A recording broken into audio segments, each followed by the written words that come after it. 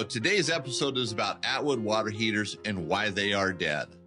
I want to welcome you to the show. This is Eric Stark with Radio Arizona RV, your best RV podcast. And this is the podcast that's for everybody. If you own an RV and you like to do the work yourself, this is for you. If you own an RV and you like to take your RV to the service center to have the work done, it's still for you because you're going to learn things about your RV that are going to help you when you're on a trip, have the family out, be able to fix something minor rather than ruin a weekend or ruin a week, whatever it might be. And don't forget to share this episode with fellow RVers, with family, friends, anybody that can benefit from it. And as always, I have a brick and mortar retail business and I sell products online. I do not sell everything I talk about online. So if there's a product I'm talking about and you can't find it on our websites, you can always contact me using radioarizonarv.com, the contact us page. And I answer all emails. If you get my phone number, you can call me. I talk to people on the phone. It's like a real person here. You get customer service. Yes, customer service still exists at Radio Arizona RV. So I want to thank you for listening today. This is episode number 86. And again, it's about Atwood water heaters and how they are dead. Oh, one other thing. I'm doing the show a little bit different today. Trying something new, trying out a new process here. So I'm recording it as a video as well. So some people might be watching this, some people might be listening. And I'm going to try to keep the format to where if you're listening, it's going to make sense. And of course, if you're watching, it'll definitely make sense. So if you're watching, though, it might not be action-packed. It might not be filled with, everything to keep you entertained. But if you're listening, it's definitely going to have an impact. I'm doing this to kind of recycle it, go both ways, have it on YouTube, have it on, iTunes and all the other Spotify, all the other podcast applications as well. So it's something new. We're going to see how it goes and hopefully it will benefit. And this will get better as time goes on. I'm kind of new to videos. So doing a show like this is a little bit different and it's a one-man band. There's just me here. So I do it all myself. All right. So anyway, now episode number 86, Atwood water heaters are dead. And, as I said that episode 86 would not make sense to someone watching us on a video. This is basically video number 1, but podcast episode number 86. So I hope you guys can keep all that straight. So anyways, Atwood water heaters are dead. They are no more. In fact, I don't even have any in stock. Now I supposedly have some on order, which I'll probably get into that a little bit later. And that's why you can't find an Atwood water heater anywhere, because they are non-existent. Now, there's a reason why they're non-existent, but I'm going to get into the history here just a little bit and kind of explain what's going on here. Dometic bought Atwood several years ago. I don't know the exact date. It's been maybe 4, 5, 6 years. I'm not exactly sure. Dometic's done some pretty interesting things. Dometic's an interesting company. It's a European company. It's not an American company, and it seems like they do things sometimes based on what they do in Europe and not here in the United States. But all in all, that might not be a bad thing. Sometimes it's a good thing, but sometimes it's just odd. So when Dometic bought Atwood, if you'll recall, Atwood made jacks as well. They had landing gear, tongue jacks, things like that. Well, their landing gear was used for decades in fifth wheel trailers. And it was sometimes when parts are available, it's hard enough to find parts. A gear breaks in a jack and you're trying to get a new one. It can be difficult. So Dometic sold off the Atwood jack division to Lippert Components, who immediately just threw it in the trash can. It's like they bought it just to get Atwood jacks out of their way, one less competitor. And so Atwood jacks became obsolete overnight. And unfortunately, I don't think anybody really knew it was coming. Otherwise, somebody probably would have bought up all the Atwood jack parts. I would have tried at least to buy them all. So Atwood jacks gets discontinued overnight. There's no parts available for them. And today, after years of people calling, they're still looking for Atwood jack parts, trying to repair those jacks because they've been reused for decades. Well, water heaters are the same way. Atwood water heaters have been around for maybe 50 years. They've been around for decades. They've been being put in new RVs for decades. And of course, Atwoods have a different size hole. It's rectangular versus a Suburban that's square. In fact, let me just show you this. Here's a Suburban water heater. Oh, that's a mouse. That's not going to help with that. So here's a tape measure. And we're going to go here at 12 and a half, almost 13 inches. And here it's almost 13 inches. So we're just going to call it 13 by 13. Now, an Atwood water heater door, which is what I have in my hand here. So this door measures 18 by 14 and a half. So 18 by 14. We'll just set that right there. Okay, so 18 by 14, 13 by 13. Atwoods are rectangular, Suburbans are square. It's not going to work. Now, a Suburban will fit in an Atwood hole, but you have gaps on the side where there's no door.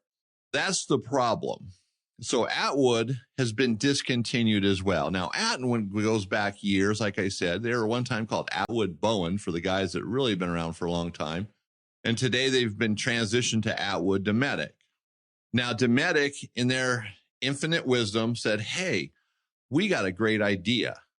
Let's take these Atwood water heaters and discontinue them, keep it kind of quiet. Don't let everybody know. Some people will figure it out, but let's not broadcast this and discontinue the Atwood water heaters. Let's just do this. But now we're going to leave a big hole in the market. So Dometic had another brilliant idea. Their idea now is to make their own water heater. Okay, that's good. Okay, they're going to make a water heater to replace the Atwood. Well, not really. They made a water heater that's the exact same size as a Suburban water heater. So now we're back to the same problem. It doesn't fit in the hole properly. Well, now, Dometic's a pretty big company, so they're pretty smart. So they made a conversion kit. So if you have a Atwood water heater, you buy their Suburban, or you buy their water heater, which is the same size as a Suburban. This conversion kit would make it fit in the hole. They'd have some filler panels and a door and blah, blah, blah, and make it nice and neat and know the difference. Well, that sounds good. But Dometic has been out of these things, these parts, since they came out with them. Does that make sense? They came out with them, but they're not available. I just checked on their website last night. I can get a water heater, but not really a popular one. But I can't get the conversion kits. So the water heater without a conversion kit is an absolute waste. And so there's probably a lot of people that bought up these conversion kits as Dometic rolled them out. But Dometic, of course, didn't make enough.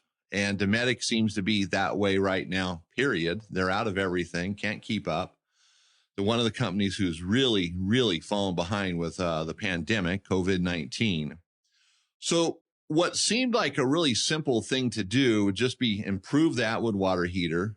They discontinued it. Their new water heater is supposed to be better than a Suburban and an Atwood water heater, but I haven't been able to get one to find out, and I haven't heard anything back from anybody.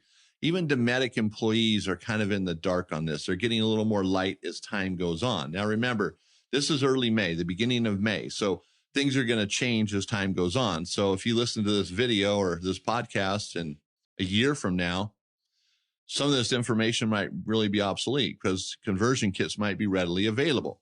Like I'm talking to a very large company in the RV industry who's interested in making a conversion kit, but it takes time.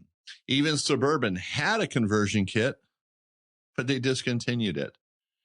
And I've talked to Suburban, and at this point in time, they don't seem to be interested in doing anything with a conversion kit, which is really odd because it would help sell their water heater, because their water heater is less money than a Dometic one.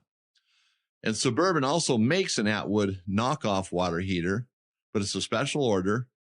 I've been trying to get pricing through my distributors for quite some time, haven't been able to. So to me, that's like a dodo bird. It doesn't really exist. You know, they talk about it, but you can't get one. So anyway, that's the reason why you can't get an Atwood water heater. And it's a hassle. And if you have a 10-gallon, 6-gallon, you're going to run into problems. Now, parts still seem to be readily available. I've had no problems getting parts, and I'm sure they're going to keep parts flowing because that's an income stream. And Dometic hasn't been selling much over the last year, so they got to get what they can get wherever they can get it. And that's why discontinuing the Atwood water heater didn't make sense. So now let's take this back down to the nitty-gritty here. So this is the door of an Atwood water heater. I think I said it was 14 by 18. Yeah, 14 and a half by 18 wide. 14 and a half tall, 18 wide. So the actual cutout size is smaller than that. I think it's 12 by, I forget now, 12 by 16. So that's the cutout size. And this is, 12 by 12 base or 13 by 13. Well, I got so many numbers going on in my head, but an Atwood water heater will fit in the space of a Suburban. So it's about 13 tall, approximately. So it'll fit in the space of this. You just have gaps on each side of it over here and here. And that's where a conversion kit, would fill in difference. So in the meantime, until our Dometic, Suburban, somebody comes out with a conversion kit that's available, not just make one and have a part number, but actually have one that's available, you're going to have to make do. So if you buy a Suburban water heater to replace your Atwood, which is your option? That's it. You're going to have to make a door or leave it be if you're not using your RV that much, or just use the door that would fit on a Suburban and make some filler panels for the side. You're going to have to do something to fill in that gap. And that's going to be kind of a hassle because this, as you can see, is bigger than the Suburban water heater. And that poses a problem. And for those of you listening to the podcast, I just put the door next to the Suburban water heater and you can see the difference. I mean, it's a rectangle versus a square, a larger rectangle versus a smaller square. That's the issue. Now, Suburban makes a great water heater. In fact, Atwoods were good water heaters. And the Dometic one, I'm sure, will be good as well. We'll find out. Like I said, haven't been able to get one. And they're out there, though. I know there's people that have them. The conversion kits are out there. So you're going to have to call around. And another thing you can do, too, if you're having a hard time, which this might not help, but Suburban makes a on-demand water heater that fits in the place of a 6-gallon water heater.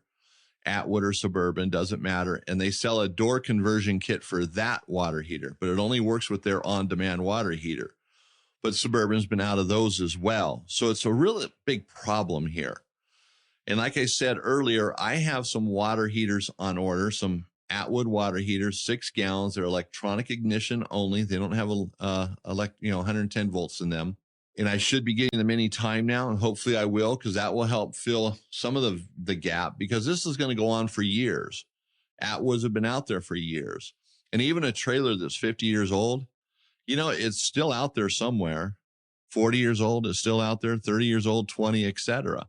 And a lot of these older RVs are being restored. They're being put back on the road. So this does pose a problem. And generally, when you restore an RV, you're not redoing the outside, and that's kind of the problem too, is you have that hole that's been made into the side of the RV. It's hard to pretty that up unless you really get into some major work.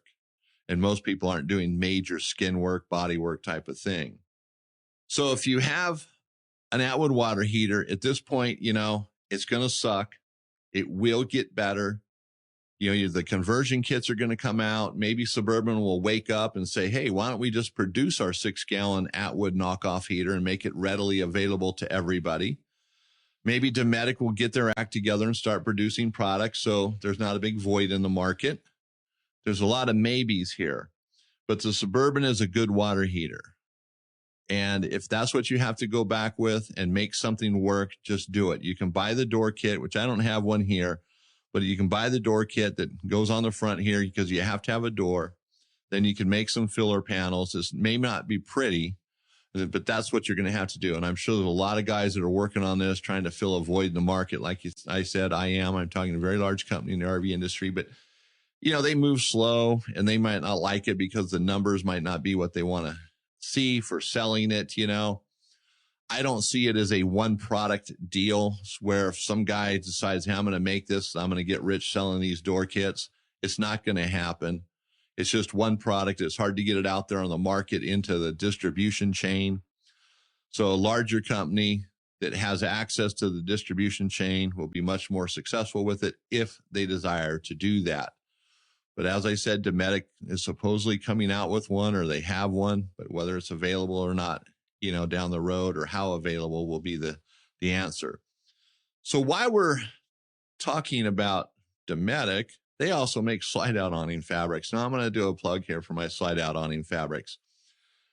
So I have right here a 13-ounce slide out awning fabric.